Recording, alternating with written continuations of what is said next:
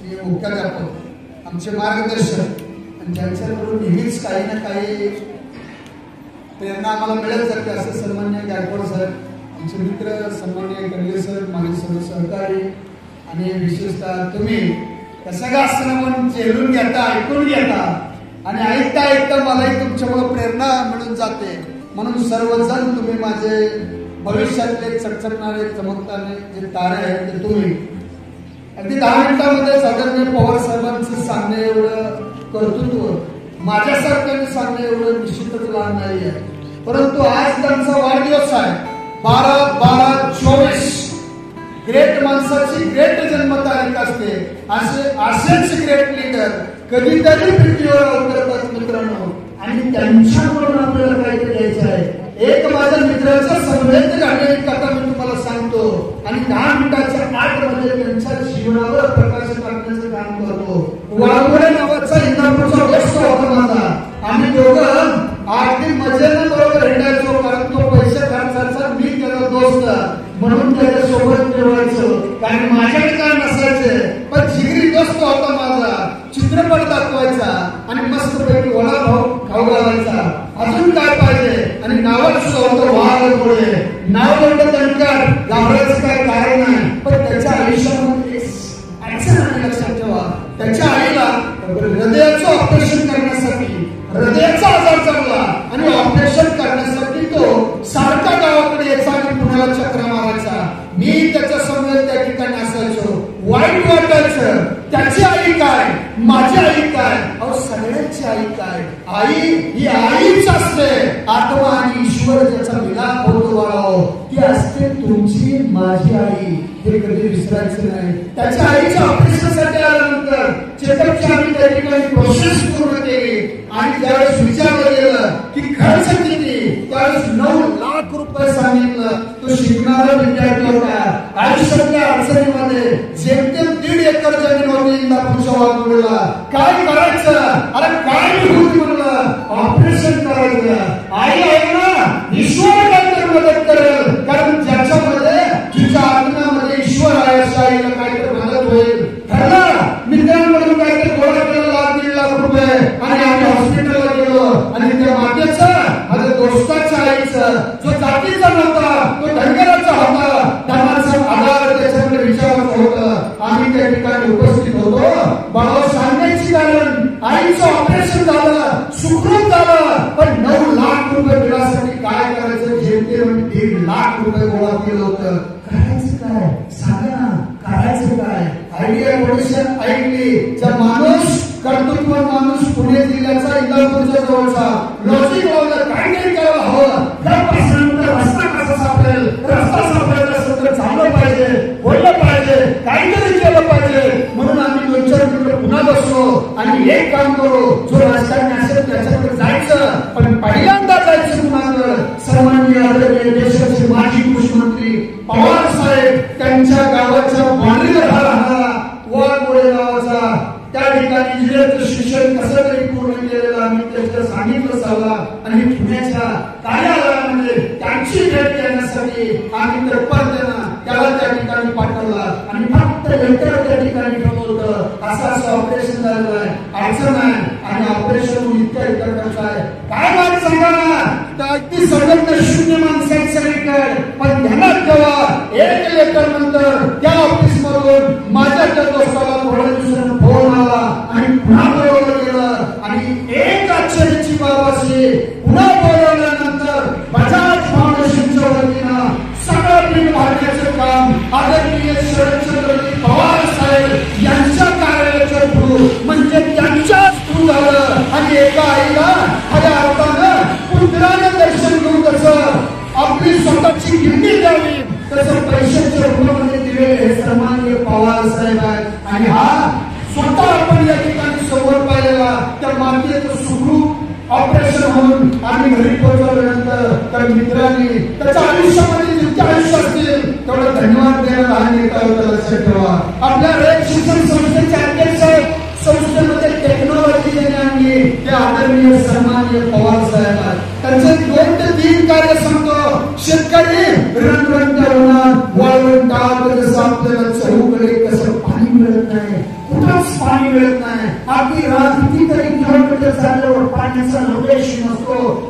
तर पाणी मिळेल या आशेने आपण चालत राहतो.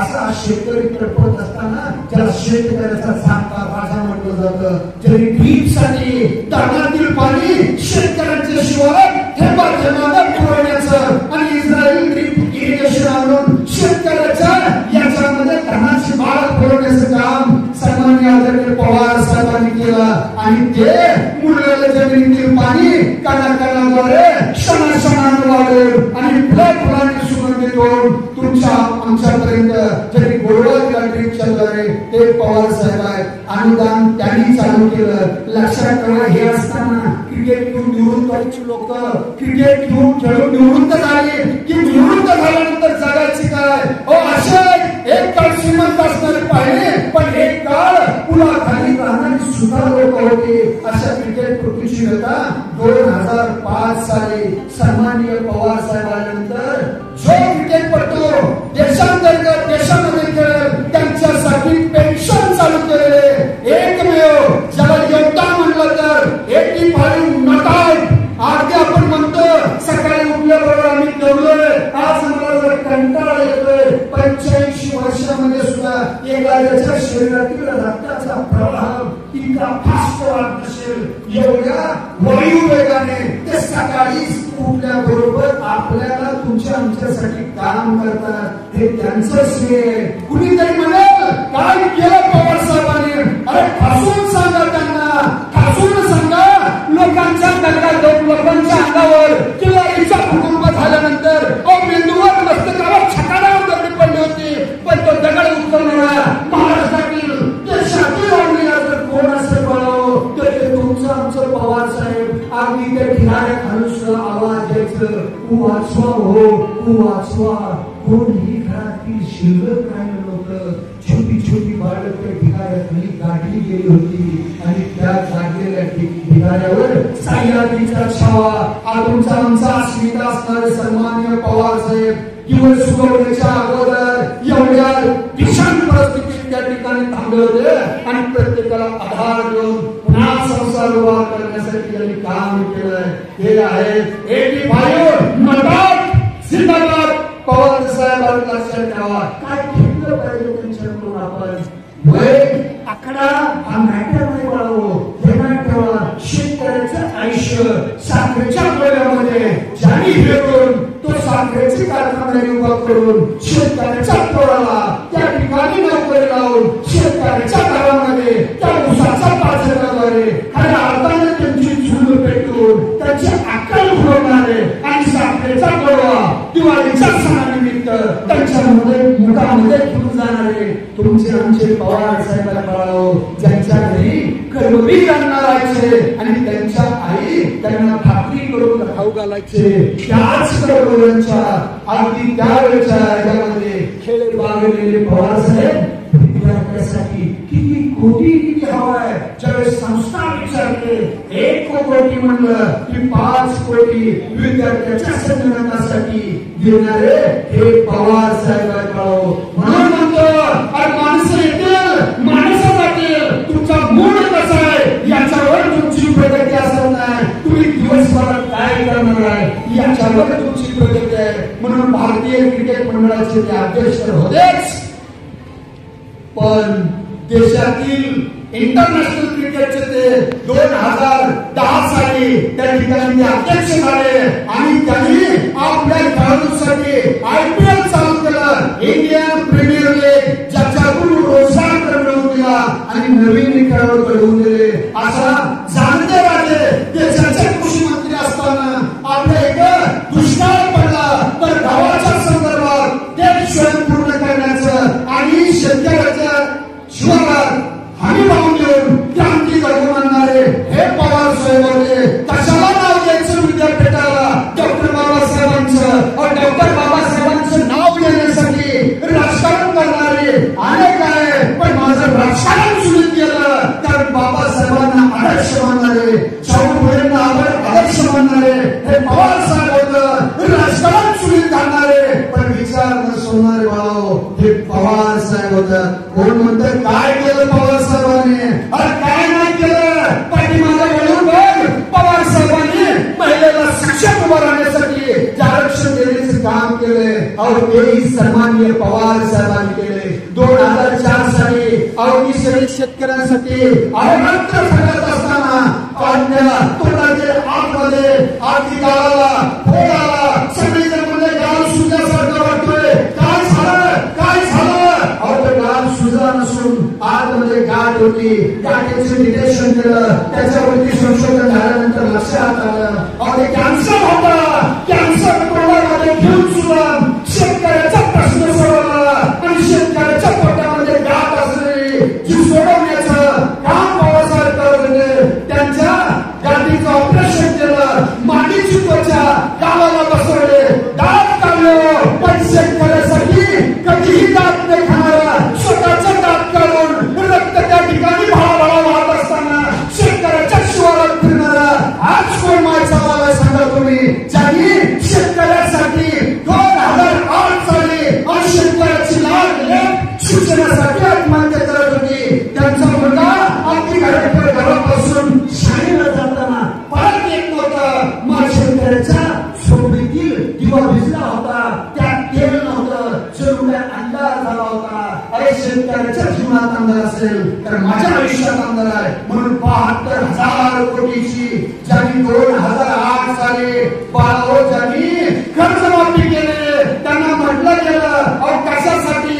त्यांनी सांगितलं माझ्या शेतकऱ्यासाठी, माझ्या लेकरासाठी आणि माझ्या उद्याच्या उज्ज्वल पिढीसाठी. जे महाराष्ट्राचे 3 वेळा मुख्यमंत्री राहिले, देशाचे कृषी मंत्री राहिले, संरक्षण मंत्री असताना जिथं कोणच संरक्षण मंत्री पोहोचू शकला नाही अशा लडाखच्या एका उंच ठिकाणावरून सकाळी सकाळी नाश्ता देण्यासाठी आणि गुड मॉर्निंग करण्यासाठी युद्धाचे दिवस असताना आपल्या सीमेवरील बांधवांसाठी ज्यांनी भक्कम पाठिंबा देण्यासाठी गेलेले ते सन्माननीय पवार साहेब आहे. साहेबांना एवढंच या ठिकाणी वाढदिवसानिमित्त म्हणू शकतो, तुमच्यासारखे झाडे भाऊक असे म्हणण्यापेक्षा, तुमच्यासारख्यांचा आशीर्वाद 100 वर्ष म्हणण्यापेक्षा तुम्ही शतायुष्य व्हा, दीर्घायुष्य व्हा साहेब. तुम्ही जे रयत शिक्षण संस्थेसाठी कर्मवीर अण्णांचं जे दारू दिलेलं वसाहती वारसा कर्मवीरांनी तुम्ही पुढे चालवत आहात. पुरोगामी महाराष्ट्राचं आदर्श मुख्यमंत्री दिल्लीच्या तख्तापर्यंत झुकणारं सह्याद्रीचा छावा तुमचा आमचा मान, तुमचा आमचा सन्मान. शेतकऱ्यांचं पोट, शेतकऱ्यांच्या रक्तामधील ज्यांनी पाणी आणून खऱ्या अर्थाने ते रक्त घालण्याचं काम केलं. सन्माननीय पवार साहेब दिवाळीच्या त्या धुळीखाली लपलेल्या अनेक मृत्यू होऊन पावलेल्या तोलाटांचा खऱ्या अर्थाने तारंबळ आपलेले पवार साहेब. शेतकऱ्यांच्या पाचराचं बऱ्याच करून गोडवा केलेले पवार साहेब आणि शिक्षणासाठी रयत शिक्षण संस्थेवर उपयोग करणारे पवार साहेब. हे तुमच्या आमच्यासाठी काल दैवत होते, आज दैवत आहे, उद्या दैवत आहे. या दैवताला पुन्हा एकदा मी छोटासा पामर या ठिकाणी सलाम करतो. आणि साहेब तुम आगे बढ़े, तुम नहीं रुकेंगे, नहीं थकेंगे. तुम्हारी हमको जरूरत है, चाहे कुछ भी हो जाए, आंधी आए या तूफान, आपके जैसे इंसान को हमारा सलाम. साहेबांना पुन्हा एकदा आपण हात वर करून जोरदार टाळ्याच्या गजरामध्ये वाढदिवसाच्या शुभेच्छा देतो. ठीक असो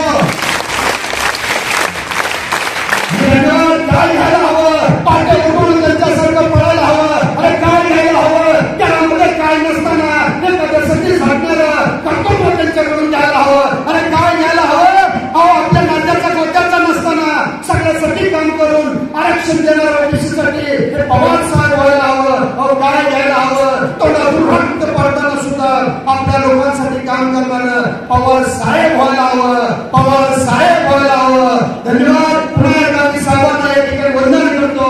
माझ्या वतीनं, तुमच्या वतीनं या सह्याद्रीच्या छाव्याला, दिल्लीच्या पुढे झुकणाऱ्या या मावळ्याला, तसेच शेतकऱ्याच्या तारणहाराला, पुन्हा एकदा तुमच्या आमच्या बहुजनांच्या या तारणहाराला, रयत शिक्षण संस्थेच्या अध्यक्षांना, देशाच्या माजी कृषी मंत्र्यांना आणि शेतकऱ्यांच्या घरामध्ये कर्जमाफी करून ज्यांनी आनंद फुलवला अशा शेतकऱ्याच्या तारणहाराला पुन्हा एकदा वाढदिवसाच्या मनपूर्वक लाख लाख शुभेच्छा देतोय. आणि मी माझं मोठं लोकवासी या ठिकाणी थांबवतो. जय हिंद, जय भारत, जय कर्मवीर. मला सगळ्यांनी संधी दिली त्याबद्दल त्यांचे या ठिकाणी आणि थांबतो. धन्यवाद. Thank you very much.